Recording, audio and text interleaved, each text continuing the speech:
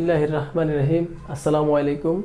আজকে আমি নবম দশম শ্রেণীর হায়ার ম্যাথমেটিক্স অর্থাৎ উচ্চতর গণিতের সেট এবং ফাংশন অধ্যায় প্রথম অধ্যায় এটার ফাংশন নিয়ে আলোচনা করব। সেটটা মোটামুটি সবার কাছেই সহজ, সেই হিসাবে আমি আসলে সব পড়াই সহজ গণিতের, কিন্তু আমি তারপরে আজকে ফাংশনের টপিকটা আলোচনা করব। তো ফাংশন সম্পর্কে কেমন ধরনের প্রশ্ন, ফাংশন কি, ফাংশন সম্পর্কে কেমন ধরনের প্রশ্ন আসে বা ফাংশন থেকে কি ধরনের প্রশ্ন হতে পারে সেগুলো আলোচনা করব এবং সমাধান করব। আর ফাংশন সম্পর্কে জানতে হলে আমাদেরকে রিলেশন বা অন্যয় অথবা সম্পর্ক, রিলেশন অর্থ হলো সম্পর্ক বা অন্য নিয়ে আমরা আলোচনা করতে হবে আগে।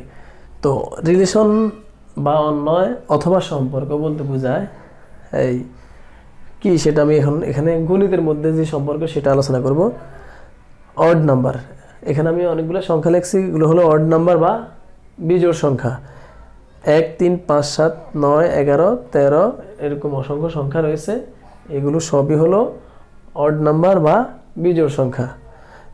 তো এই বিজোড় সংখ্যার মধ্যে 5 আর 7 এর মধ্যে যে সম্পর্ক সেটা আমরা বলবো যে 5ও বিজোড় 7ও বিজোড়, এটা একটা সম্পর্ক রয়েছে এই দুইটা সংখ্যার মধ্যে। একইভাবে 9 এবং 11 এই দুইটার মধ্যে একটা সম্পর্ক রয়েছে। কি সম্পর্ক? এগুলো হলো বিজোড় সংখ্যা, সেই দৃষ্টিতে এটা এটার মধ্যে সম্পর্ক রয়েছে। তেমনি ইভেন নাম্বার বা জোড় সংখ্যা 2 4 6 8 10 12 14 16 এটসেট্রা, এই যে সংখ্যাগুলো আছে এই সংখ্যাগুলোও হলো জোড় সংখ্যা।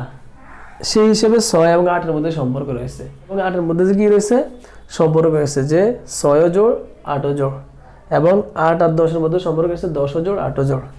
তাহলে হঠাৎ যদি কেউ প্রশ্ন করে যে 8 আর 10 এর মধ্যে কি সম্পর্ক, সম্পর্কটা হলো এরা জোড় সংখ্যা বা ইভেন নাম্বার। তেমনি 2 3 5 7 11 13 17 এই যে সংখ্যাগুলো, এই সংখ্যাগুলোর মধ্যেও সম্পর্ক রয়েছে। সম্পর্কটা হলো এমন যে এরা মৌলিক সংখ্যা বা প্রাইম নাম্বার। 5 আর 7 বা 5 আর 17 এর মধ্যে সম্পর্ক হলো 5ও মৌলিক 17ও মৌলিক। তো এরকম গণিতে অসংখ্য সম্পর্ক রয়েছে। তো এই সম্পর্কের মধ্যে বিশেষ একটা সম্পর্ক হলো ফাংশন। গণিতের মধ্যে এই অন্যয় নিয়ে ডিটেল আলোচনা আছে।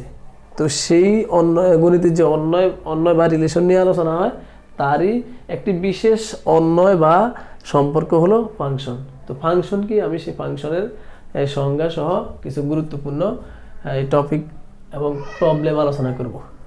আমি আগেই বলেছি যে ফাংশন হলো বিশেষ একটি সম্পর্ক, অর্থাৎ অন্যয় যে রয়েছে গণিতের মধ্যে, সে গণিতের মধ্যে অন্যয় নিয়েও অনেক প্রশ্ন আছে। সে অন্যয়ের মধ্যে বিশেষ একটি অন্যয় হলো ফাংশন। যেমন আমি যদি বলি আমার ভাইয়ের সাথে আমার সম্পর্ক হলো ভাই ভাই, আমার বোনের সাথে সম্পর্ক হলো ভাই বোন, আবার আমার বাবার সাথে সম্পর্ক হলো পিতা ও পুত্র, আবার আমার মায়ের সাথে সম্পর্ক হলো মা এবং সন্তান। তো একই ব্যক্তি আমি পরিবারের ভিন্ন ভিন্ন লোকের সাথে সম্পর্ক ভিন্ন ভিন্ন। তো গণিতের মধ্যে যে রিলেশন বা অন্য রয়েছে, সম্পর্ক রয়েছে, তার বিশেষ একটি অন্যয় বা সম্পর্ক হলো ফাংশন। আর ফাংশনটা কি সেটা আমি এখন আলোচনা করতেছি। সেটা হলো, এখন আমি যদি বলি যে বাংলাদেশের জাতীয় ক্রিকেট দলের একজন ভালো অনেক ব্যাটসম্যান রয়েছে, মুশফিক রয়েছে, তামিম রয়েছে, তারপরে সাকিব রয়েছে, এরকম অসংখ্য ভালো ব্যাটসম্যান রয়েছে, আগের প্লেয়াররা সহ বর্তমান প্লেয়ার। এদের মধ্যে তামিমকে আমি বলি যে তামিম এ পর্যন্ত জাতীয় দলের যে রানটা করেছে তা হলো মাশরাফি একজন ভালো মানের বলার, আমরা জানি নিঃসন্দেহে। তো মাশরাফি তো বলার, সে তেমন ভালো রান করতে পারে না দলের মধ্যে, সে বোলিংয়ে ভালো পারফরমেন্স দেখাইছে। তা আমি এখন যদি একটা প্রশ্ন, এমনি একটা কথা বা শর্ত কারো কাছে বলি যে বাংলাদেশ জাতীয় দলের মধ্যে মাশরাফি যা করছে রান এ পর্যন্ত, তার 5 গুণের চেয়ে 10 রান বেশি করছে তামিম। আমি যদি এখন কাউকে একটা শর্ত জুড়ে দিয়ে বলি যে বাংলাদেশ ক্রিকেট দলের জাতীয় দলে যে মাশরাফি জাতীয় দলে যে রান করছে তার 5 গুণের চেয়ে 10 রান বেশি করছে তামিম, তাহলে এখন আমি যদি কাউকে না বলে এই শর্তটা জুড়ে দিয়ে বলি কে কত করছে, কখনো কেউ উত্তরটা দিতে পারবে না যে মাশরাফি কত করছে বা তামিম কত করছে। তো গণিতের ভাষায় একটা অ্যান্সার দেওয়া যায়, সেটা হলো কি যে ধরলাম মাশরাফি রান করছে এক্স, আর তামিম করছে ওয়াই। অ্যান্সার কিন্তু শেষ। আমি যদি হঠাৎ করে একটা স্টুডেন্টকে বলি এই বাংলাদেশ জাতীয় দলের ক্রিকেটে, বাংলাদেশ ক্রিকেট বোর্ডের যে জাতীয় দল রয়েছে তার মধ্যে মাশরাফি টোটালি যত খেলা হয়েছে জাতীয় দলের যতটা সে গেমস খেলছে, টোটাল যত রান করছে তার 5 গুণ 10 বেশি করছে তামিম, কে কত করছে হঠাৎ করে বললে কেউ অ্যান্সার করতে পারবে না। কিন্তু গণিতের ভাষা বলা যাবে যে মাশরাফি করছে এক্স, তামিম করছে ওয়াই। সেই হিসাবে ওয়াইকে লেখা যায় ওয়াই ইকুয়াল 5x + 10। তার অর্থ হচ্ছে আমি আগেই বলছি মাশরাফি যা করছে তার 5 গুণের চেয়ে 10 বেশি করছে তামিম, কিন্তু কে কত করছে বলি নাই, ধরলাম মাশরাফি করছে এক্স, তামিম করছে ওয়াই, তাহলে লেখা যায় ওয়াই ইকুয়াল 5x + 10, অর্থাৎ ওয়াইটা এক্স এর 5 গুণের চেয়ে 10 বেশি। তাহলে এখানে এই ওয়াই এর একটা সম্পর্ক আছে এক্স এর সাথে, সেই সম্পর্কটা হলো ওয়াই এক্স এর 5 গুণের চেয়ে 10 বেশি, অর্থাৎ ওয়াইটা এখানে এক্স এর সাথে সম্পর্কিত। কি সম্পর্ক? যে আমি যদি এক্স জানি তাহলে ওয়াই জানবো, এক্স না জানলে আমি ওয়াই জানতে পারবো না। এখন আমি যদি বলি মাশরাফি করছে এ পর্যন্ত জাতীয় দলে 1000 রান, তাহলে তামিম করছে 1000 গুণ 5 যোগ 10, 5010 রান, 5010 রান। মাশরাফি যদি করে থাকে এ পর্যন্ত জাতীয় দলে 2000 রান, তাহলে তামিম করছে 2000 গুণ 5 10,010, 10,010 রান করছে। এখন আমি তো শিওর না মাশরাফি কত করছে তামিম কত করছে, তবে আমি এটা একটা শর্ত জুড়ে দিয়েছি যে মাশরাফি যা করছে তার 5 গুণের চেয়ে 10 বেশি করছে তামিম, কিন্তু বলা হয়নি কে কত করছে। তো মাশরাফি যদি করে থাকে এক্স, তামিম করছে ওয়াই, তাহলে ওয়াই ইকুয়াল টু 5x + 10, অর্থাৎ ওয়াইকে আমি বের করতে হলে আগে মাশরাফি কত করছে সেটা জানতে হচ্ছে। এই জন্য ওয়াই এর সম্পর্ক রয়েছে কার সাথে? এক্স এর সাথে। তো যেহেতু ওয়াই এর সম্পর্ক রয়েছে কার সাথে? এক্স এর সাথে, তাহলে এই ওয়াই এর যে সম্পর্ক এক্স এর সাথে রয়েছে সেই সম্পর্কে বলা হয় ফাংশন, আর ফাংশনের প্রতীক এফ। যেহেতু ওয়াই এর সম্পর্কটা এক্স এর সাথে, তাই এভাবে লেখা হয় এফ অফ এক্স। আমি আবার বলি, আমি তামিমের রানটা জানতে পারবো যদি মাশরাফির রানটা জানি। তো এই জন্যই বলা যায় যে ওয়াই এর সম্পর্কটা রয়েছে কার সাথে? সম্পর্ক রয়েছে এক্স এর সাথে। তো ওয়াই এর যেহেতু সম্পর্ক রয়েছে সেই সম্পর্ককে বলা হয় ফাংশন, ফাংশনের প্রতীক এফ। আর যেহেতু ওয়াই এর সম্পর্কটা এক্স এর সাথে, তাই এক্স লিখলাম। তো এফ অফ এক্স বা ফাংশন অফ এক্স বা এফ এক্স যেভাবে বলুক, এর অর্থ হচ্ছে এফ এক্স অর্থ হলো সম্পর্ক রয়েছে কার সাথে? এক্স এর সাথে। কার? ওয়াই এর। তাহলে এই জন্য ওয়াইকে এফ এক্স লেখা যায়, F x equal to 5x + 10। তো এইটাই ফাংশন। ফাংশনটা কি আমি তোমাদেরকে বুঝাতে পারছি যে একটি সংখ্যার অন্য একটা সংখ্যার সাথে সম্পর্ক রয়েছে, যেই সংখ্যাটাকে জানলে এই সংখ্যাটাকে জানা যাবে, এটাই হলো ফাংশন। এরকম আরো অনেক ফাংশন তৈরি করা যায়। আমি যদি এখন বলি যে ক্লাস 10-এর 10ম শ্রেণী যদি বলি যে ক্লাস 10-এ এই উচ্চতর গণিত সহ টোটাল একটা ক্লাসে 50 জন ছাত্রছাত্রী আছে 10ম শ্রেণীতে। তখন 10ম শ্রেণীর সবাই উচ্চতর গণিত সহ সায়েন্সে পড়তেছে, যায় অনেকে তো অপশনাল বিষয়ও নেয়। তা এখন আমি যদি বলি সায়েন্সে যারা পড়াশোনা করে, বিশেষ করে উচ্চতর গণিত এভারেজে নেয়, উচ্চতর গণিত, তারপরে পদার্থ, রসায়ন এবং জীববিজ্ঞান, তাহলে সায়েন্সের বিষয় হলো 4টা। এখন এই 4টা বিষয় সবাই পড়তে হয়, যদিও অনেকে অপশনাল উচ্চতর গণিত না নিয়ে অন্যটা নেয়। এখন আমি যদি বলি যে একটি স্কুলের এই 10ম শ্রেণীতে 40 জন ছাত্রছাত্রী আছে, এখন 40 জন ছাত্রছাত্রী যে আছে প্রত্যেকের কাছে সায়েন্সের 4টা বই রয়েছে, তাহলে 40 জনের কাছে রয়েছে 160টি বই মোট। এখন আমি যদি বলি প্রতিদিন ওরা কিন্তু এই বইগুলো নিয়ে আসতে হয় স্কুলে, সায়েন্সের প্রতিটা বিষয় নিয়ে আসতে হয়, পদার্থ, রসায়ন, জীববিজ্ঞান এবং উচ্চতর গণিত, এই 4টা বিষয় কি করতে হয়? সবাইকে আনতে হয়। এখন আমি যদি বলি যে স্কুলে 40 জন শিক্ষার্থী আছে, আগামীকালকে তারা কয়টি বই আনবে সায়েন্সের? এখন আমি যদি বলি যে আগামীকালকে তারা সায়েন্সের বই কয়টা আনবে, এখন এটার অ্যান্সার কিন্তু সহজে বলা যাবে না। এই যে আমি বললাম যে ক্লাস 10-এর 40 জন শিক্ষার্থীর প্রত্যেকেরই উচ্চতর গণিত সহ পদার্থ, রসায়ন, জীববিজ্ঞান এবং উচ্চতর গণিত, মোট 4টা বিষয় রয়েছে। আমি যদি বলি এখন আগামীকালকে যে শিক্ষার্থীরা ক্লাসে কতটা বই আনবে সায়েন্সের, সবাই কিন্তু বাধ্যতামূলক 4টা আনতে হয়। এখন যদি আমি প্রশ্ন করি যে আগামীকাল কয়টা বই শিক্ষার্থীরা নিয়ে আসবে সায়েন্সের, এটার উত্তর কিন্তু সহজে বলা যাবে না। তা আমি যদি বলি আগামীকালকে বই শিক্ষার্থীরা ওআইটি নিয়ে আসবে, ওআইটি বই আনবে, তাহলে এখানে ওআইটি বই আনলো, এটা আমি জানতে হলে কি করতে হবে, শিক্ষার্থী কয়জন আসছে সেটা জানতে হবে। এখন শিক্ষার্থী যদি আসে 10 জন, তাহলে বই আসবে কয়টা? শিক্ষার্থী যদি 10 জন আসে তাহলে বই আসবে কয়টা? 40টা। শিক্ষার্থী যদি 5 জন আসে তাহলে বই আসবে 20টি। কারণ আমি তো বলে নিছি যে সায়েন্সের শিক্ষার্থী যারা আছে তাদের প্রত্যেকে সায়েন্সের 4টা বই বাধ্যতামূলক নিয়ে আসতে হয়। তো শিক্ষার্থী 10 জন আসলে বই আসবে 40টি সায়েন্সের, আর শিক্ষার্থী 5 জন আসলে বই আসবে 20টি। শিক্ষার্থী যদি 30 জন আসে তাহলে বই আসবে 120টি। আর যদি শিক্ষার্থী 40 জন সবাই চলে আসে তাহলে বই মোট 160টি আসবে। এখন আমি কিন্তু নির্দিষ্ট করে বলতে পারবো না যে আগামীকালকে কয়টা বই আসবে। এটা জানতে হলে আগে আমাকে শিক্ষার্থী কতজন আসবে সেটা জানতে হবে। আর আমি ধরে নিলাম আগামীকাল শিক্ষার্থী আসছে 1 জন, আর বই আসবে ওয়াইটি, তাহলে y = 4x। এটা একটা সম্পর্ক হয়ে গেল। শিক্ষার্থী 10 জন আসলে বই আসবে 40টা, শিক্ষার্থী 5 জন আসলে বই আসবে 20টা। শিক্ষার্থী যদি x যদি 10 জন হয় তাহলে বই হবে 40টি, আর x যদি 5 জন হয় তাহলে বই হবে 20টি। তারপরে x যদি মানে শিক্ষার্থী যদি 40 জনেই চলে আসে তাহলে বই আসবে এই যে 40 × 4 160টি।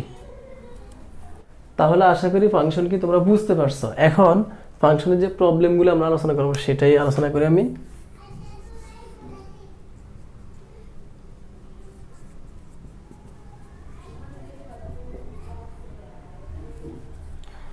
fx = 5x + 10 এটা একটা ফাংশন।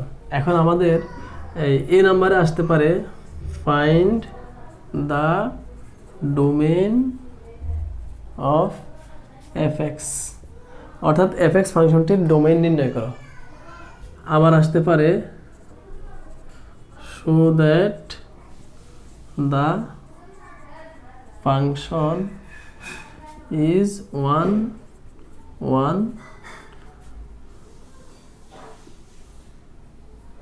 এটা আসতে পারে, অর্থাৎ 1 1 অর্থ হলো কি 1 1। এরকম কোশ্চেন আসতে পারে যে show that the function is onto অর্থ হলো সার্বিক।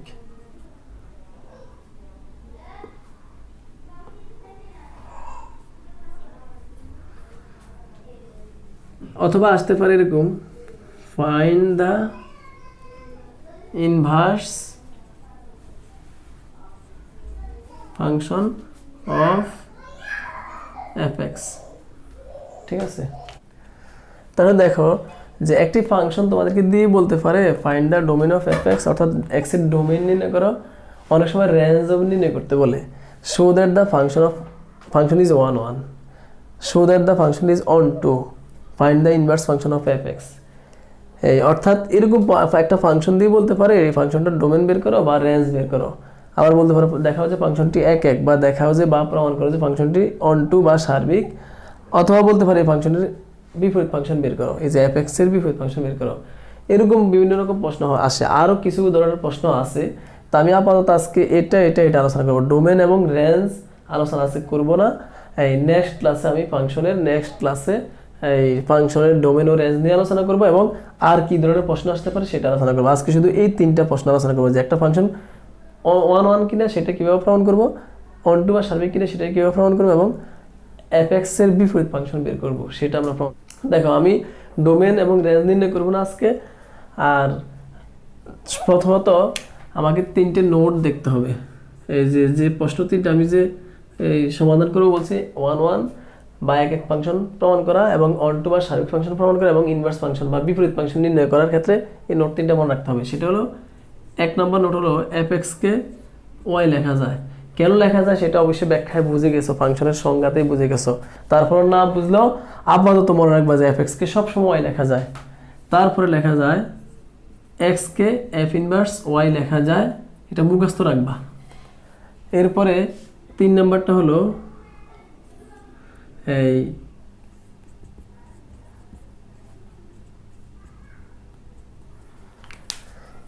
fx inverse function is f inverse x, অর্থাৎ fx এর বিপরীত ফাংশন হলো f ইনভার্স x।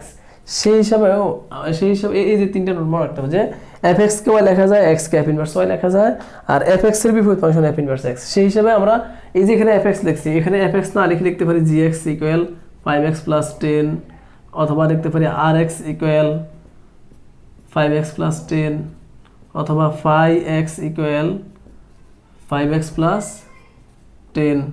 তাহলে এখন এই gx এর fx ইকুয়াল 5x প্লাস 10, এটা যেই কথা gx ইকুয়াল 5x প্লাস 10 একই কথা, অর্থাৎ fx এর জায়গায় কখনো gx লিখবো, কখনো rx লিখবো, কখনো phi x লিখতে পারি, এরকম ভিন্ন ভিন্ন থাকতে পারে। তো fx এর বিপরীত fx কে আমরা fx এর জায়গায় কখনো gx লিখতে পারি, rx লিখতে পারি, বা phi x বা phi of x লিখতে পারি। তো সেই হিসাবে আমি লিখতে পারি এই gx কেও y লেখা যায়, সেই হিসাবে x কে লেখা যাবে g ইনভার্স y, অথবা আবার লিখতে পারি gx এর বিপরীত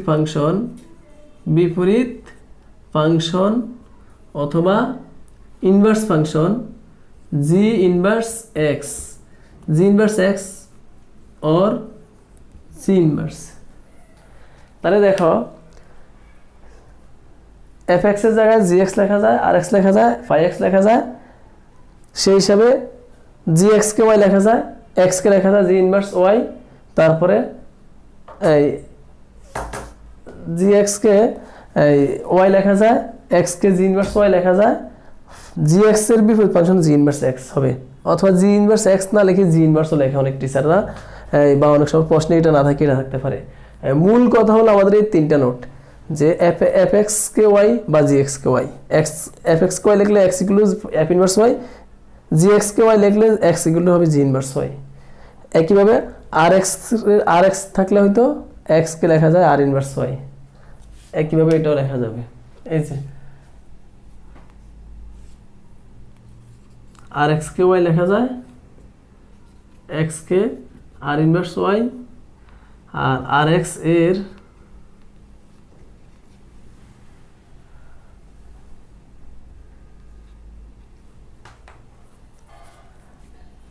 বিপরীত ফাংশন r ইনভার্স x, আর x যদি y হয় x হবে r ইনভার্স y, আর x এর বিপরীত ফাংশন হবে r ইনভার্স x। এই তিনটা নোট আমাদের খুবই গুরুত্বপূর্ণ। এখন আমি যে 2 নম্বর কোশ্চেনটা যে 1 প্রমাণ করা,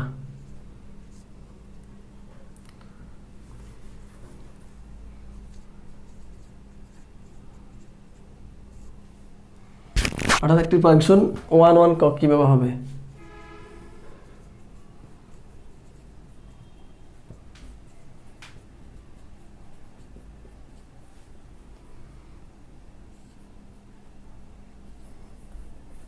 এটা আমার উদ্দীপক কোশ্চেন, যে এই ফাংশনটা এক কিনা বা 1 কিনা সেটা আমি প্রমাণ করব এখন। তো একটা ফাংশন এক কিনা সেটা প্রমাণ করতে গেলে প্রথমত এই লিখবো, তো লিখবো যে the function will be 1 if and only if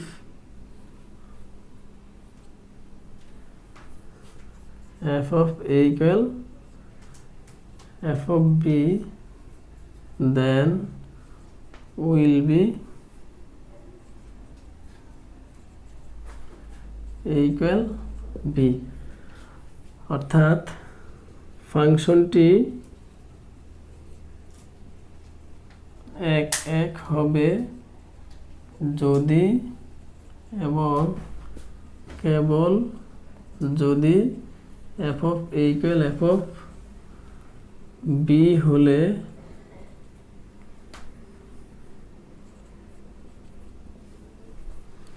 A equal B হয়।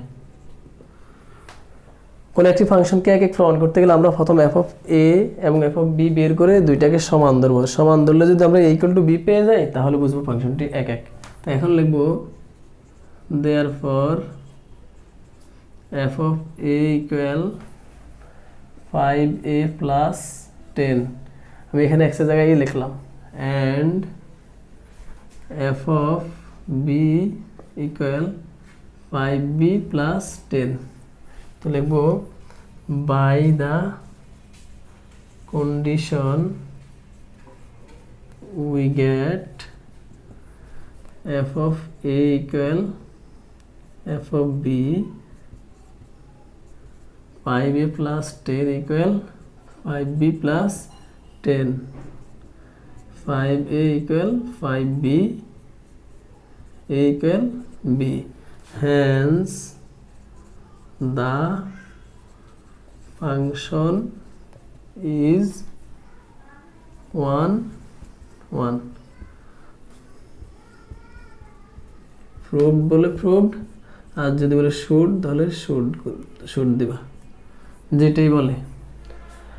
তাহলে দেখো আমি আবার একটু বলি, একটি ফাংশনকে এক এক প্রমাণ করতে গেলে প্রথমত আমাদেরকে ফাংশনটি লিখবো, লেখার পর লিখবো যে ফাংশন উইল বি 1 1, ফাংশনটি একক হবে ইফ অ্যান্ড অনলি ইফ, যদি এবং কেবল যদি f of a equal f of b then will be a equal b, অর্থাৎ ফাংশনটি এক এক হবে যদি এবং কেবল যদি f of a equal f of b হলে এ ইকুয়াল বি হয়।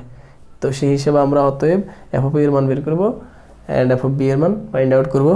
ফাইন্ড আউট করার পর ওই যে শর্তে আমি বলছি যে f of a equal f of b ধরবো, বা f of a equal f of b হলে এই সমান যদি বি হয় তাহলে এক এক। তো সেজন্য লিখবো by the condition we get, শর্ত অনুসারে আমরা পাই f of a equal f of b, f of এর মান ইকুয়াল এফ অফ বির মান, এফ অফ এ সমান এফ অফ বি হলে এফ অফ এর মান যা হবে এফ অফ বির মানও তা হবে। সেই হিসাবে ক্যালকুলেশন করছে, এটা সবাই পারো, এ ইকুয়াল টু বি আসি গেছে। তাহলে এর ফাংশনটি এক এক। অনেক টিচার কি করে যে এফ অফ এ সমান এফ অফ বি না ধরে কি করে f of x one equal to f of x two ধরে, তখন x one equal to x two আসে।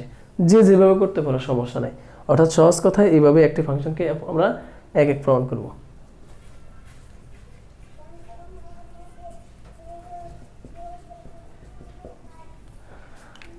আমাদের কোশ্চেন হলো F x equal to 5x plus 10। আমরা এখন এই ফাংশনটার এটা অন টু বা সার্বিক কিনা সেটা এখন প্রমাণ করব।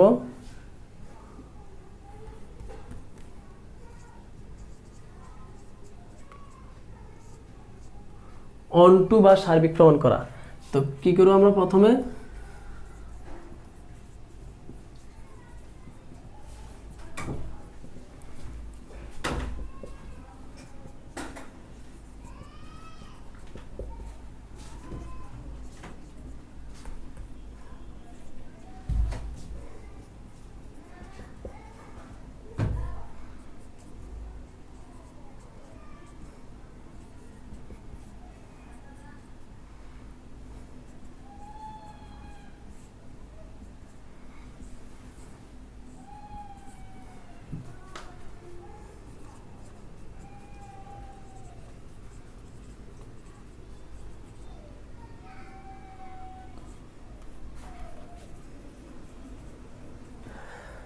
F x equal 5x plus 10 এই ফাংশনটাকে আমরা এই অন টু বা সার্বিক প্রমাণ করতে গেলে প্রথমে আমরা এফ এক্সটা লিখবো, F x equal 5x plus 10 লিখবো। লেখার পর এটাকে 1 নং সমীকরণ দেব, দেওয়ার পর আমরা তো জানি এফ এক্সকে ওয়াই লেখা যায়,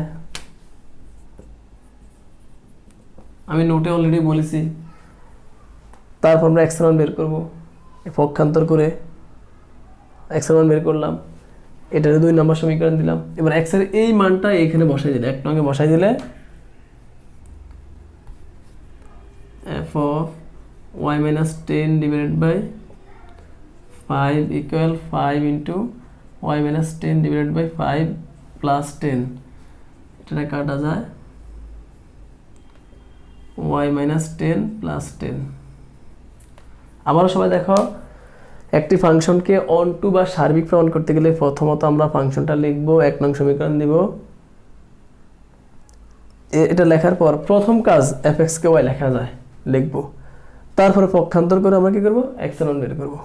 করার পর এটাকে 2 নং সমীকরণ দেব। এই মানটা একে বসাই দিলে y চলে আসবে। এখানে এই যে x এর মানটা এখানে বসালে, এখানে x এর মান বসালো, বসানোর পর y আসে যাবে। যদি y আসে যায় তো লিখব hence the function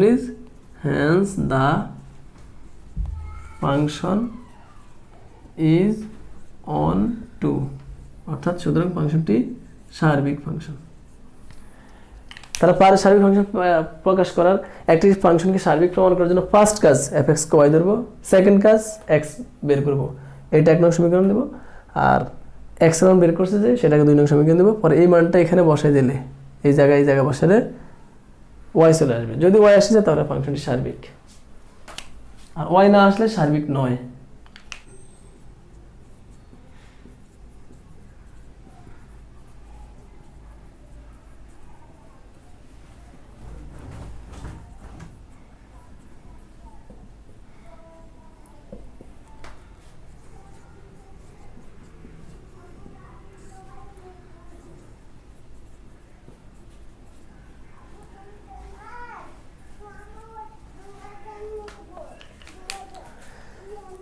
এই ফাংশনটার ইনভার্স ফাংশন বা বিপরীত ফাংশন আমরা বের করব। তাহলে fx = 5x + 10 এর ইনভার্স ফাংশন বা বিপরীত ফাংশন বের করতে গেলে আমরা কিভাবে করতেছি দেখো।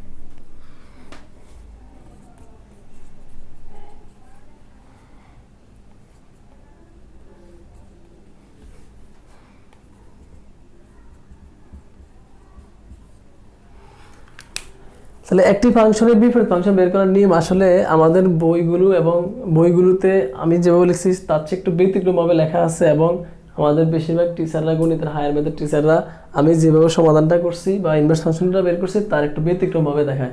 তো যেভাবে দেখায় আমারটা একেবারে ওগুলো ঠিক আছে, কিন্তু আমি যেভাবে লিখছি এটা 100% ঠিক, এখানে কোনো ভুল হওয়ার কোনো সুযোগ নেই। আর যে কীভাবে আমরা একটি ফাংশনের বিপরীত ফাংশন বের করবো সেটা আমি এখন দেখাচ্ছি। আমি একদম শর্টে লিখছি, যদিও তোমরা ইচ্ছা করলে বইয়ের মতো ডিটেল লিখতে পারো, সমস্যা নাই। তো এখন আমরা কোনো ফাংশনের ইনভার্স ফাংশন বের করতে গেলে প্রথমে তো ফাংশনটা লিখব, দেওয়া আছে ফাংশনটি এই যে। এরপর আমরা জানি fx কে y লেখা যায়, লিখলাম, কারণ আমি সংজ্ঞাতে বলেছি fx কে y লেখা যায়। এরপর আমি x এর মান বের করব, আর আমরা জানি x কে f ইনভার্স y লেখা যায়, তাও আমি সংজ্ঞা এবং নোটে বলছি। এবার এখানে y, এখানে y জায়গায় x বসালে এখানে x হবে। আবারও দেখো, কোনো ফাংশনের বিপরীত ফাংশন বের করতে গেলে প্রথমে fx কে y ধরব, y ধরার পর আমরা পক্ষান্তর করে x এর মান বের করব। x এর মান বের করার পর আমরা x কে লিখতে পারি f ইনভার্স y। এবার আমরা y এর জায়গায় x বসাই দিলে f ইনভার্স x বের হয়ে গেছে। আর আমরা জানি fx এর বিপরীত ফাংশন বা inverse function f inverse x। তাহলে দেখো আমাদের এখানে 4টা কাজ করছি। ফার্স্ট fx কে y ধরলাম, তারপরে x বিল্ড করলাম, 2টা কাজ। 3 নম্বর কাজ হলো x কে f ইনভার্স y লেখা যায়। 4 নম্বর কাজ y এর জায়গায় x লিখলে এখানে y, এখানে y, এখানে x লিখলে এখানে x লিখতে হবে। শেষ fx এর বিপরীত ফাংশন f ইনভার্স x বের হয়ে গেছে। এখানে আমি যদি y এর জায়গায় x না লিখে আমি এখানে p লিখি তাহলে এখানে p হবে, এখানে z লিখলে এখানে z হবে। তো আমাদের f ইনভার্স z দরকার নাই, আমাদের দরকার f ইনভার্স fx এর বিপরীত ফাংশন f ইনভার্স x দরকার। আশা করি কীভাবে বিপরীত ফাংশন বের করতে হয়। 4টা কাজ, fx কে y ধরবো, x বের করব, 2টা কাজ, x কে f ইনভার্স y লেখা যায়, 3টা কাজ, এখানে y, এখানে y। এবার y এর জায়গায় x লিখলে f ইনভার্স x বের হয়ে যায়, এখানে x লিখলে এখানে x লিখতে হবে। এভাবেই বিপরীত ফাংশন বের করতে হয়। তাহলে আমরা এখন আরেকটা প্রশ্ন লিখবো এবং সেটার বিপরীত ফাংশন বের করব। যেমন দেখো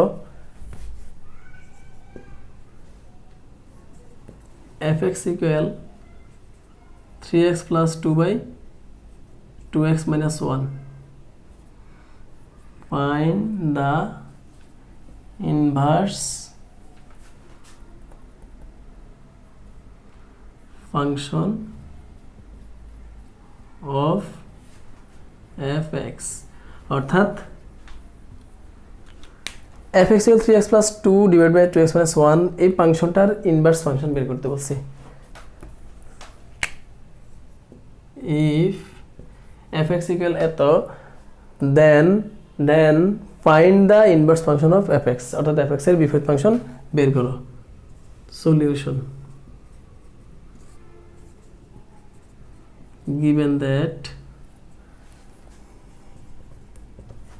fx equal 3x plus 2 divided by 2x minus 1 x equal 3x plus 2 divided by 2x minus 1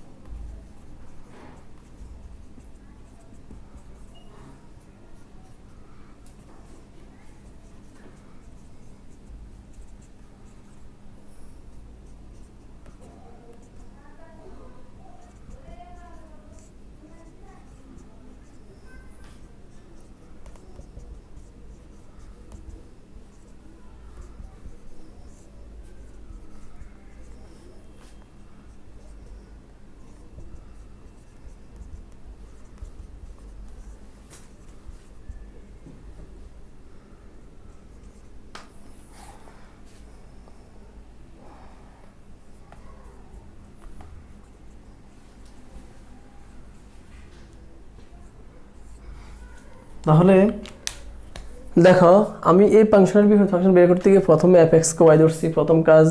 দ্বিতীয় কাজ হলো আমি পক্ষান্তর করে কি করলাম x এর মান বের করলাম।